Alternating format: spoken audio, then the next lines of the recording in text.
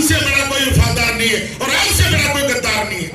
और आप ये सोच रहे हो कि झुंझुनू के मुसलमानों की बिरादरी को बांट दूंगा, एक बिरादरी नहीं बंटेगी। मैं आपको आज कह रहा हूँ ऐलान, और मैं इसलिए रहता हूँ कि मैं इस मंच के ऊपर आज इस बात के लिए आया हूँ कि यार आप हमें गिनते तक नहीं हो, समाज को आपने घुटने के बल ला रखा है। मैं इस्माइल खान जी के परिवार का एहसानमंद हूँ।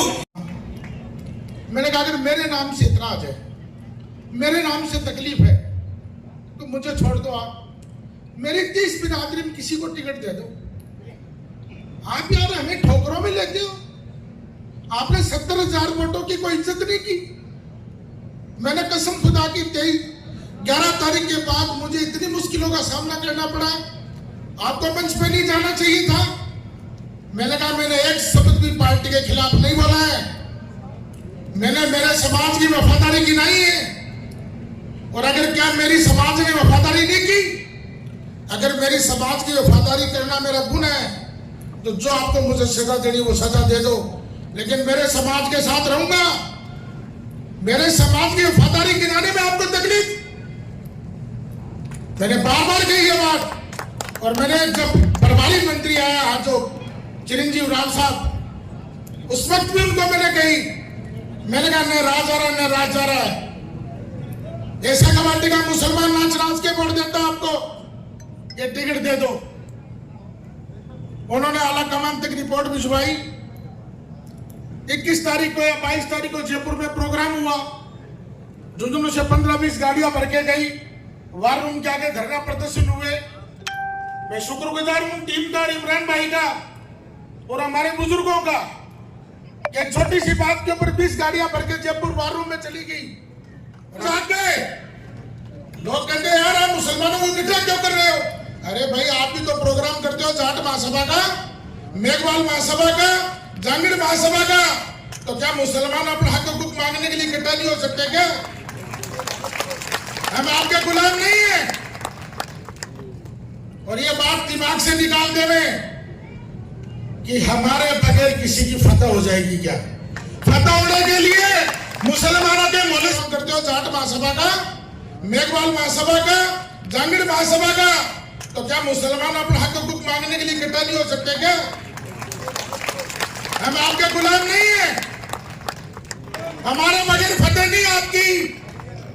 और आपने जो गलती की है उस गलती की सजा आपको भुगतनी पड़ेगी।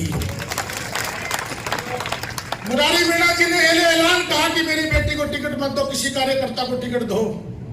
हरीश मीणा जी ने कहा मेरे परिवार में टिकट मत दो, मेरे किसी कार्यकर्ता को टिकट दे दो। अरे भाई हमने भी तो झुंझुनू में यही कहा था कि मेरे से अदालत है तो मुझे मतलब कि मेरी 30 बिरादरी और उसमें भी जो आपका खास हो, हमदर्द हो, उसको टिकट दे दो, हम उसके साथ रहेंगे। आपको झूठ तक नहीं रहेगी। और आप ये कहते हो कि एमडी चौबदार भाजपा का मदरसा बोर्ड का चेयरमैन है, हमारे पे नाबालिग थोपना चाहते हो क्या? कभी स्वीकार नहीं करेंगे सर। आप ये बोलते हो कि मुसलमानों का ठेकेदार है क्या? मैं मुसलमानों का ठेकेदार नहीं हूं, मेरी कब समाज का नुमाइंदा हूं, मेरे समाज का संरक्षक हूं, मेरे समाज का हमदर्द हूं और मेरे समाज के लिए गर्दन कटाने के लिए तैयार हूं। आप कैसे बोल सकते हैं? मैंने आज तक कभी भी के ऊपर कभी किसी से खिलाफी नहीं की। 18 में रीटा को चुनाव किसने हराया? 2018 में सरवण को सूरजगढ़ का चुनाव किसने हराया? हमारे भाई अयूब खान की हत्या किसने की? और 1989 में मेंबर ऑफ पार्लियामेंट के इलेक्शन में जगदीप धनखड़ साहब जब चुनाव लड़ रहे थे तो अयूब खान को चुनाव किसने हराया? झुंझुनू की जिला प्रमुख बनवाई तो भाई साहब और भी प्रचार हो गया। और 2019 में राजस्थान की चुनी हुई सरकार को मानेसर कौन गया था? कांग्रेस पार्टी का सच्चा सिपाही। 2018 के अंदर सरकार बनी, 100 सीट आई है हमारी और सबसे पहले 19 विधायक बने। हमारे साहब कहां थे उस टाइम, याद है? कहां थे? हमारे से गद्दारी को वफादारी की लिस्ट मांगते हैं। मैं जानता हूं आप कितने गद्दार और कितने वफादार हो। कांग्रेस पार्टी के सबसे बड़े गद्दार आप हो, सबसे बड़े गद्दार हो। आपने मेरा मुंह खुलवाया, आपने बोल के मैंने आज तक आपकी इज्जत की है, अब नहीं करूंगा मैं।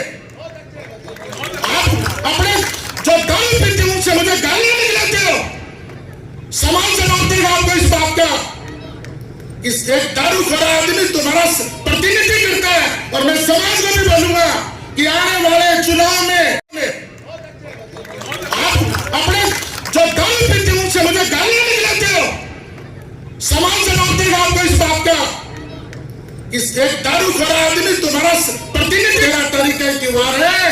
आने वाले नगर परिषद के चुनाव में आपको कसम खुदा की है, आपका तुम्हारा अगर कोई पार्षद हो वो नमाजी जो दीनदार होना चाहिए, होना चाहिए, कोई शराबी नहीं होना चाहिए आपका। जिसका चाल चलन अच्छा नहीं हो, जो शराबी हो, वो आपका प्रतिनिधित्व नहीं करे कभी भी। दीनदार आदमी तुम्हारा प्रतिनिधित्व करे, दाढ़ी टोपी वाला तुम्हारा प्रतिनिधित्व करे। हमें आप गद्दारी सिखाते हो, वफादारी सिखाते हो। हमसे बड़ा कोई वफादार नहीं है और आपसे बड़ा कोई गद्दार नहीं है। आपने 70,000 वोटों को ये मांग दिया, ठोकर मार दी। एमडी चौबदार के ठोकर नहीं लगी है, मेरी कौम के 70,000 वोटों की ठोकर मारी है। हमारा बगैर नहीं पहुंचेगा विधानसभा।